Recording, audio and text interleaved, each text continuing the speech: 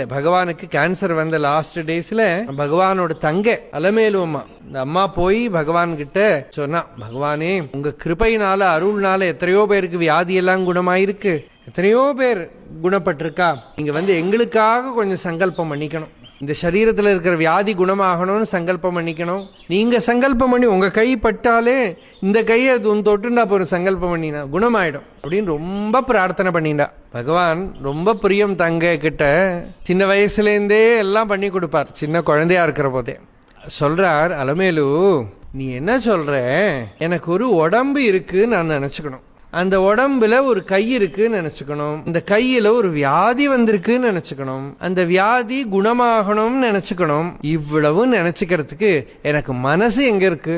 மனசுக்கு நான் எங்க போவேன்? இவ்வளவு நான் எப்படி நினைச்சுக்கிறது? சரீரத்தை ஆரோபணம் பண்ணி அதுல வியாதிய ஆரோபணம் பண்ணி எல்லாம் பண்ணணும் இல்லையா? இந்த ஆரோபணம் எல்லாம் விழுந்தே போயிடுத்து. ஜாதி, நீதி, குலம், கோத்திரம், நாமம், ரூபம், வியாதி எல்லாம் சரீரத்தில் ஆரோபணம் பண்றது அஜ்ஞானம் தானே.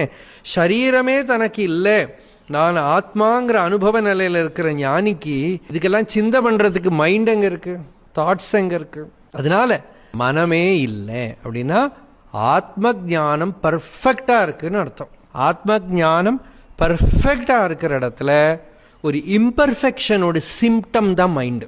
இது இருக்கோ அது இருக்கோன்னா ஞானம் திருடமாகலேன்னு அர்த்தம்.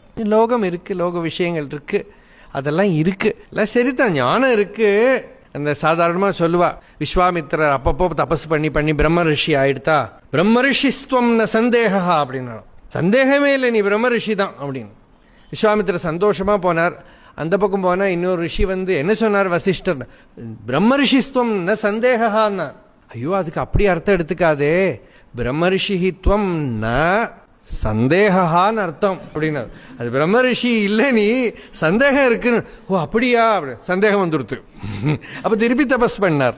என்ன அப்படிதான் ஆடிண்டே இருக்கும்.